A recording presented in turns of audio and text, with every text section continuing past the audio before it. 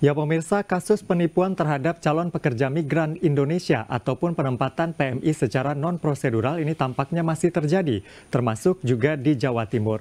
Dan tampaknya dari kasus-kasus yang ada ini tergiur akan penghasilan yang tinggi masih menjadi persoalan. Sebenarnya seperti apa permasalahan terkait dengan penempatan pekerja migran Indonesia di luar negeri dan kasus penipuan yang masih terus terjadi? Itu yang akan kami bahas untuk Anda dalam Dialog Titik Tengah sesaat lagi.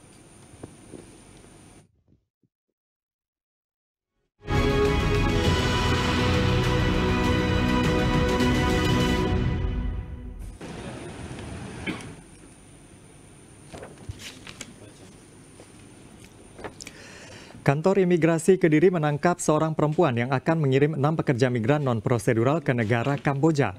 Rencananya 6 pekerja migran tersebut akan dipekerjakan sebagai operator judi online dan penipuan online. REP perempuan berusia 26 tahun ditangkap petugas imigrasi Kediri ketika hendak mengirimkan 6 pekerja migran secara non-prosedural ke negara Kamboja. Terbongkarnya kasus ini berawal dari kecurigaan petugas imigrasi terhadap 6 orang pemohon paspor saat dilakukan wawancara.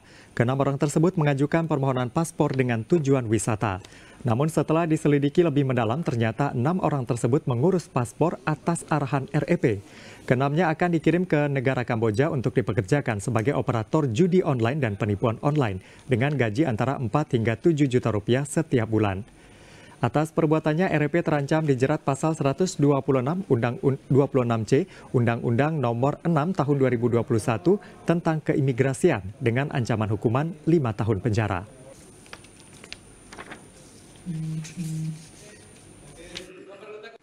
Pada saat adanya permohonan paspor oleh 6 orang warga negara Indonesia yang sudah disebutkan tadi oleh Pak Junaidi, bahwa di kantor imigrasi pada tanggal 7 ada permohonan paspor, kemudian dicurigai oleh petugas wawancara bahwa permohonan paspor tersebut tidak benar atau diberikan keterangan yang tidak sah.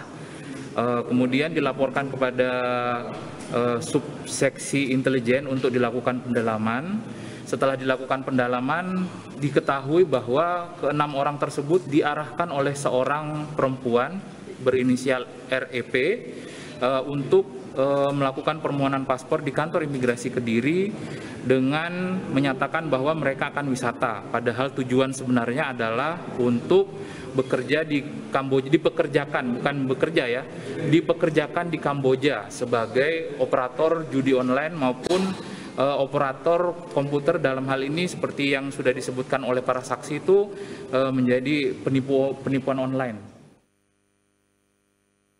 Penipuan pekerja migran Indonesia, itulah pembahasan kami dalam Dialog Titik Tengah untuk edisi kali ini.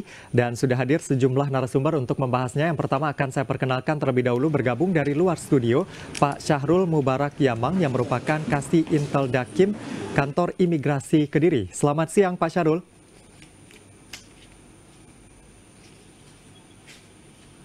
Selamat siang Pak Syahrul, bisa mendengar saya? Iya, selamat siang, bisa Mas. Oke, terima kasih Pak Syahrul sudah bergabung bersama kami saat ini. Dan di sebelah saya sudah bergabung juga Pak Budi Raharjo yang merupakan Kabid Penempatan Tenaga Kerja dan Perluasan Kesempatan Kerja di Snakertrans Provinsi Jawa Timur. Selamat siang Pak Budi. Selamat siang Mas. Kabar baik Pak? Alhamdulillah. Oke, dan masih ada satu orang narasumber kita masih menunggu bergabung, yaitu salah seorang korban penipuan PMI atau penempatan PMI di luar negeri. Dan tadi kita sudah menyimak begitu ya, ada berita terkait dengan penipuan pekerja migran Indonesia yang akan ditempatkan di Kamboja. Ternyata pekerjaannya adalah yang berkaitan juga dengan penipuan. Tadi kronologinya sudah kita saksikan di berita yang telah kami putarkan untuk Anda. Yang ingin saya ketahui dari Pak Syahrul, sebenarnya seperti apa kemudian kantor imigrasi Kediri ini mencium adanya tanda-tanda keanehan dari pada saat interview ini Pak? Jadi pada saat petugas wawancara melaksanakan wawancara terhadap 6 orang korban, diketahui bahwa ke-6 korban tidak bisa menyebutkan usaha yang tertera di dalam nomor induk berusaha yang dilampirkan dalam berkas permohonan paspor. Pada saat petugas wawancara menanyakan nama restoran maupun nama bengkel yang merupakan usaha dari para korban tersebut, mereka tidak bisa menyebutkan. Disitulah muncul kecurigaan dari petugas wawancara. Kemudian dari petugas wawancara melaporkan kepada atasannya, kepada Kepala Subseksi Dokumen Keimigrasian, dan dari Kepala Subseksi Dokumen Keimigrasian melaporkan kepada Seksi Intelijen untuk dilakukan pendalaman. Dari pendalaman itu kami mengetahui bahwa mereka datang ke kantor imigrasi diarahkan oleh seorang perempuan yang berinisial REP. Nah, berangkat dari situ kami melakukan pemeriksaan terhadap REP. Dari pemeriksaan terhadap REP diketahui bahwa tujuan sebenarnya dari orang-orang tersebut membuat paspor adalah untuk diberangkatkan ke Thailand pada awal pemeriksaan. Tapi setelah kami lakukan pendalaman lebih lanjut, ternyata mereka tidak akan diberangkatkan ke Thailand, melainkan mereka akan diberangkatkan ke Kamboja. Para korban sendiri tidak mengetahui bahwa mereka itu akan diberangkatkan ke Kamboja. Mereka cuma mengetahui bahwa mereka akan diberikan pekerjaan di Thailand, seperti itu. Oke, akan diberikan pekerjaan di Thailand. Berarti kemudian untuk dokumen-dokumen pembuatan paspor ada yang dipalsukan atau bagaimana Pak skenarionya Pak? Jadi untuk dokumen yang diberikan oleh para korban itu merupakan dokumen yang tidak benar atau tidak sah secara materialnya, karena mereka tidak mempunyai usaha seperti yang tertera di dalam nomor induk berusaha. Jadi keterangan yang disampaikan pada saat wawancara itu adalah keterangan yang tidak benar, dan persyaratan yang disampaikan adalah persyaratan yang tidak sah atau data yang tidak sah, sehingga itu memenuhi unsur pasal 126 huruf C Undang-Undang Keimigrasian nomor 6 tahun 2011. Oke, berarti mereka memang tidak tahu akan dipekerjakan sebagai apa dan juga di mana begitu ya Pak ya? Tahu mereka akan berangkat ke Thailand. Oke. Betul. Oke, nanti kita akan lanjutkan lagi pembahasannya, termasuk nanti tanggapan dari Disnaker Trans Provinsi Jawa Timur, Pak Budi, terkait dengan kasus ini, dan ada kasus lain juga yang nanti kami bahas. Kita akan jeda terlebih dahulu, tetaplah di Dialog Titik Tengah.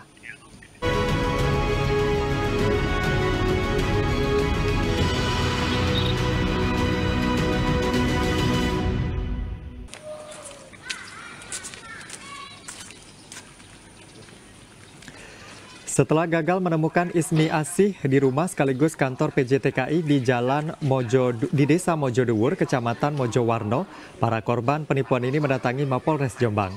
Sebanyak 32 orang melaporkan kasus penipuan terkait janji kerja sebagai TKI di Australia. Dengan membawa sejumlah berkas berisi barang bukti, mereka menuju ruang pemeriksaan Satreskrim Polres Jombang. Dalam kasus ini, para korban dijanjikan bisa bekerja ke Australia dengan menyetorkan dana sebagai syarat. Per orang mengaku sudah menyetorkan uang sebesar 30 hingga 65 juta rupiah. Pihak kepolisian mensinyalir penyalur PJTKI tersebut fiktif. Meski demikian, polisi masih mendalami kasus tersebut dengan mengumpulkan bukti dan juga laporan para korban.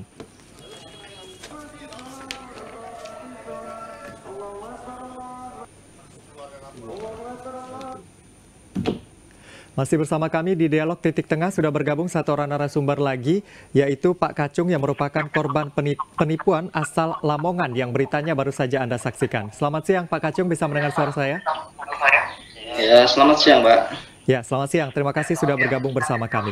Selain tadi informasi terkait dengan penempatan tenaga kerja di Kamboja yang ternyata untuk penipuan online seperti yang dijelaskan oleh Pak Syahrul tadi, ada kasus lain juga penempatan ke Australia namun tidak jadi diberangkatkan karena keburu ditipu begitu ya dengan menyetorkan sejumlah uang. Tadi kronologi singkatnya sudah kita saksikan begitu Pak Kacung, tapi saya ingin mengetahui dari Anda, apa yang membuat Anda yakin sebelum akhirnya bisa membayar uang hingga 65 juta rupiah, Pak Kacung? Begini Pak, dari awal kami ditawari dan dijanjikan untuk kerja di luar negeri, yaitu di Australia, dengan menggunakan agriculture visa yang akan dikerjakan di sektor pertanian dan perkebunan. Dengan gaji yang dijanjikan itu antara 50 sampai 60 juta, dan waktu itu akan diberangkatkan pertengahan bulan Mei 2022. Oke, posisinya kenapa Anda ingin bekerja ke luar negeri, Pak? Apakah kemudian tidak ada pekerjaan di sini atau karena memang melihat gajinya yang tinggi itu? Ya, terutama dari gaji, Pak, karena kami juga sudah pernah mengalami kerja di luar negeri, ada pengalaman di luar negeri. Oke, kalau kemudian adakah hal mencurigakan pada saat Anda datang ke rumahnya yang dijadikan kantor PJTKI itu, Pak? Di rumahnya itu di rumah pribadi, Pak, nggak ada kantor, nggak ada organisasi yang terstruktur, itu nggak ada. Itu hanya rumah pribadi aja. Tidak ada kecurigaan begitu dari proses yang berlangsung sampai Anda memberikan uang beberapa tahap itu? Ya, gimana Pak? Oke, sampai akhirnya tidak jadi diberangkatkan. Nanti kita akan kulik lebih jauh lagi. Tapi saya akan ke Pak Budi terlebih dahulu. Dari ada 2 kasus tadi Pak, apa sebenarnya yang terjadi kalau tanggapan Anda Pak? Ada yang kemudian dijadikan penipu, ada juga kemudian yang ditipu sebelum berangkat Pak. Ya, terima kasih Mas Adi dan selamat siang Bapak-Ibu sekalian. Mendengar 2 kasus ini saya kira yang pertama untuk yang Kamboja, mungkin adik-adik ini masih muda ya, jadi butuh informasi dan menjadi tanggung jawab kita bersama untuk mensosialisasikan. Kami punya link dengan kawan-kawan SMK, nanti juga ini jadi bahan masukan. Terima kasih Pak Sahrul, nanti kalau berkenan, kalau ada informasi-informasi lagi, kami diinfokan dan kita bisa informasikan. Jadi Bapak-Bapak Ibu sekalian, adik-adik semua dan Pak Adi, mungkin pemerintah juga harus punya strategi baru untuk memberikan diseminasi, tidak hanya tentang bagaimana prosedur, ya bagaimana perlindungan, tapi juga mungkin contoh-contoh case ini bisa jadi salah satu juga, termasuk kalau perlu misalnya kekerasannya seperti apa, kemudian testimoninya bagaimana. Jadi tidak pendekatan birokrasi, tapi juga pendekatan pada case. Ini saya kira menjadi salah satu program kami yang akan kita lakukan. Yang kedua untuk ke Malaysia, ke Australia. Pak ya. Ya lagi-lagi sebetulnya kami sudah ada negara-negara mana saja yang sudah diperbolehkan atau diizinkan untuk ramah untuk orang Indonesia. Australia termasuk atau tidak? Termasuk. Tidak termasuk. Barusan saya buka ternyata belum termasuk.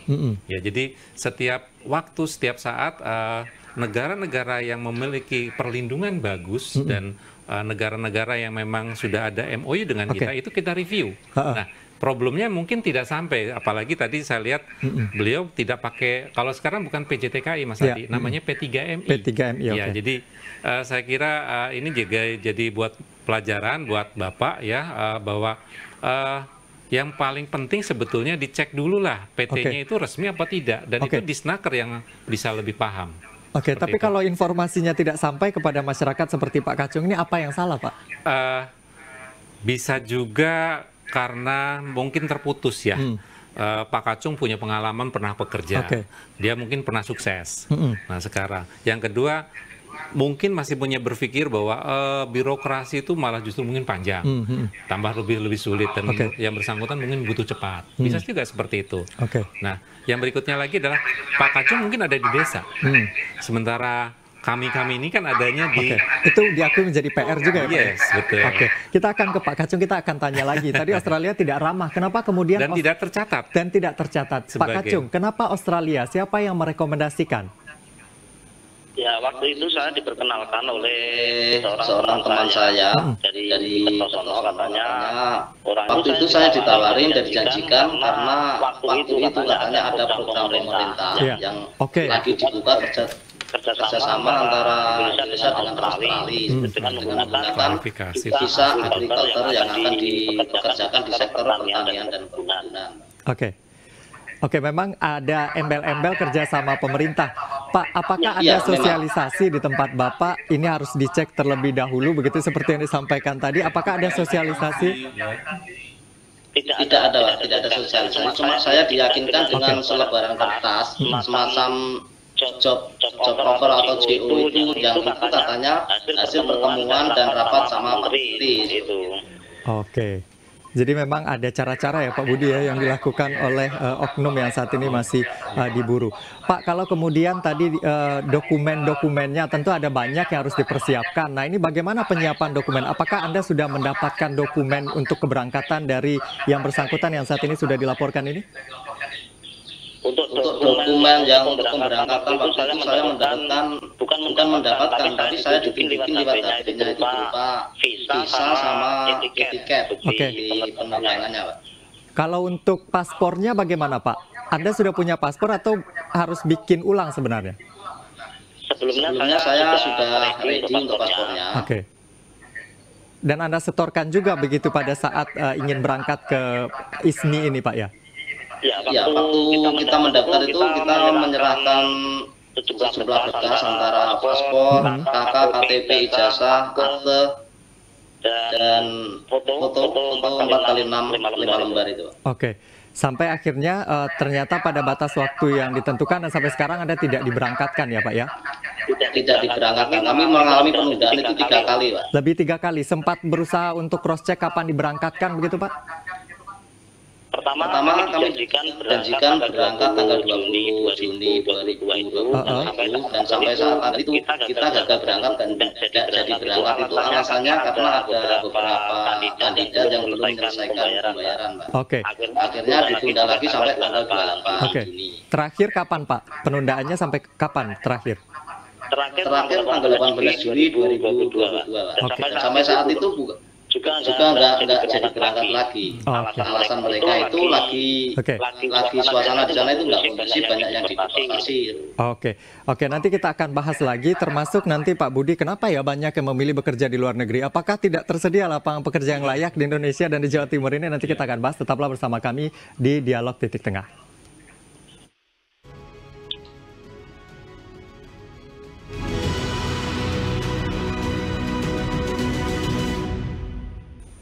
Terima kasih Anda masih bersama kami. Penipuan pekerja migran Indonesia itu yang kami bahas. Ada 2 kasus sebelumnya yang sudah kita angkat juga dan kita bahas sedikit begitu ya. Karena kalau kita bahas lebih dalam tentu membutuhkan waktu yang panjang juga. Pak Budi, apa yang Anda lihat? Apakah kemudian ini murni karena tergiur dengan tawaran-tawaran itu atau sebenarnya serapan tenaga kerja kita di Jawa Timur ini kurang sebenarnya Pak? Saya kira dua-duanya bisa benar. Kalau melihat kasus Pak Kacung ya, Pak Kacung dari segi umur, kemudian juga mungkin beliau punya kawan cerita dan ternyata ya Pak Kacung pernah juga di luar negeri. Jadi faktor pendorongnya saya kira masalah umur, kemudian pengalaman beliau. Itu. Yang kedua juga mungkin punya saudara-saudara sekitarnya ya. Jadi faktor-faktor itu yang sebagai pendorong. Di samping juga memang kalau melihat dari kondisinya Pak Kacung dan kawan-kawannya, kalau misalnya dia masuk pasar kerja pun, saya kira ya dia butuh perjuangan. Karena bisa usianya begitu ya? Bisa usia, bisa keterampilannya. Karena kan sekarang tidak hanya masalah usia saja, tapi keterampilan juga kan menjadi salah satu fokus untuk mereka bisa masuk pasar kerja. Kalau masuk di Lamongan, saya kira kan juga paling dia tenaga-tenaga operator dan itu berapa gajinya misalnya kan seperti itu. Dan belum masalah sistem kontrak dan sebagainya. Jadi peluang keluar negeri memang menggiurkan karena 7 kali lipat gajinya itu yang diiming-imingi kepada pekerja migran yang mau berangkat ke luar negeri. Itu. Jadi itu saya kira 2 hal itu saya kira benar, cuman untuk kasus ini kelihatannya lebih banyak masalah Pak Kacung sudah punya pengalaman. Ya. Dan tadi tidak cross check juga untuk yang menyuplainya ke luar negeri. Jadi, tapi ini tugas siapa Pak untuk menertibkan ini Pak? Ya saya kira semua ya, karena selain informasi kita harus akui bahwa penegakan aturan kita juga masih kurang ya, dan kita harus kerjasama. Terima kasih Pak Sahrul yang sudah memberikan upaya dari awal pencegahan. Kami mungkin tidak bisa mencegah, tapi bisa melakukan diseminasi informasi misalnya seperti itu. Sekarang saya ke Pak Syarul. Pak Syarul, ini tadi Anda berperan juga begitu ya di lini terdepan untuk melakukan pencegahan seperti kasus yang kita bahas di segmen awal tadi begitu ya. Tapi kalau mengamati dari kasus Pak Kacung ini sendiri ada beberapa dokumen terkait dengan visa juga yang dikirim soft file, ternyata wujudnya tidak ada. Apa yang bisa Anda sampaikan kepada masyarakat yang mungkin ingin berangkat ke luar negeri untuk bekerja? Jadi beberapa hal yang perlu diperhatikan pada saat akan melakukan perjalanan ke luar negeri, tentunya pertama harus mempunyai paspor yang itu diurus di kantor imigrasi. Untuk visa sendiri itu dipersiapkan dengan melakukan permohonan di kedutaan besar perwakilan dari masing-masing negara yang akan dituju. Akan tetapi perlu diperhatikan juga bahwa pembuatan visa itu tidak segampang yang dijanjikan oleh para oknum-oknum tersebut. Jadi Bapak Ibu semuanya itu juga atau para calon PMI yang akan berangkat itu juga perlu memperhatikan mengenai proses permohonan visa. Bisa diakses melalui internet.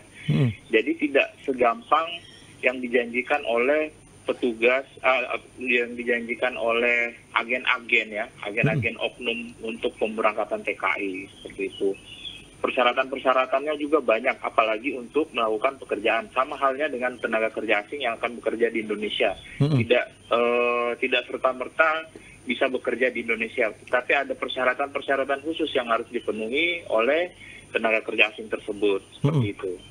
Oke, itu yang harus diperhatikan oleh masyarakat atau calon PMI yang akan bekerja di luar negeri. Oke, sekarang saya ke Pak Budi karena waktu kita terbatas. Apa solusinya, Pak, jika permasalahan misalnya yang ilegal itu masih ada dan harus diberantas dan masyarakat juga masih tergiur? Solusi dari pemerintah seperti apa, Pak? Ya, jadi buat masyarakat saya kira jangan sungkan dan jangan takut untuk tanya. Ya. Atau sekarang kalau pakai teknologi gampang kok, tinggal dicek saja informasi itu sebenarnya ada. Cek saja yang pertama adalah untuk basic yang pertama, negara yang bersangkutan itu diperbolehkan tidak? Diizinkan oleh kita, oleh Indonesia sebagai negara yang memang resmi. Itu aja baru satu. Kalau misalnya tidak ada, jangan dilanjutkan. Nah, yang kedua adalah, betul disampaikan oleh Pak Sahrul, dokumen keluar negeri. Itu mulai dari paspor, dari visa, perjanjian penempatan, dan perjanjian kerja. Itu wajib. Seperti itu. Kalau kita berbicara tadi mungkin keterbatasan akses untuk informasi itu, apa yang akan dilakukan di Snaker terjun ke lapangan? Karena kalau secara nasional pun sebenarnya 4,6 juta dari 10 juta orang yang bekerja di luar negeri yang baru tercatat, Pak. Iya, kata kuncinya memang tidak bisa hanya Snaker sendiri. Kita harus kolaborasi dan sinergitas. Dan 3 pilar menurut saya yang bisa harus ditegakkan dan disupport adalah ada di desa. Babin Kantipmas, Babinsa, dan Pak Kadesnya. Itu adalah sebagai fokus yang harus kita support. Sebagai inti untuk bisa penyebaran informasi dan pencegahan awal. Saya kira itu. Sekarang saya ke Pak Kacung. Mungkin terakhir Pak Kacung, apa yang ingin Anda sampaikan harapannya untuk kasus ini dan pesan kepada masyarakat lain agar tidak tertipu seperti yang dialami oleh 32 orang ini, Pak? Harapan saya semoga kasus ini segera ditangani dan diselesaikan oleh pihak yang berwajib, karena kami juga sudah membuat laporan dan kami kemarin sore juga sudah diminta keterangan oleh Reskrim Polres Jombang. Dan untuk masyarakat semoga lebih hati-hati lagi untuk agen atau penyalur tenaga kerja untuk berangkat ke luar negeri.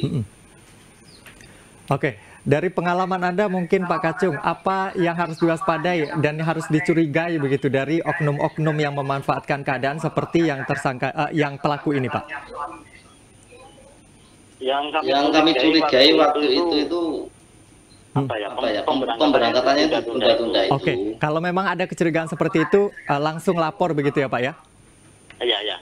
Karena waktu itu kan saya Pak. Maksudnya waktu gagal itu kan saya berusaha untuk menarik uang saya kembali. Yang pasti ada kecurigaan langsung lapor begitu ya, Pak. Terima kasih karena waktu kita terbatas. Terima kasih Pak Kacung, terima kasih juga Pak Syahrul, dan terima kasih Pak Budi atas informasi yang diberikan dan juga waktunya bersama kami. Dan akhirnya saya Anwar Fadi pamit. Terima kasih atas kebersamaan Anda. Sampai jumpa.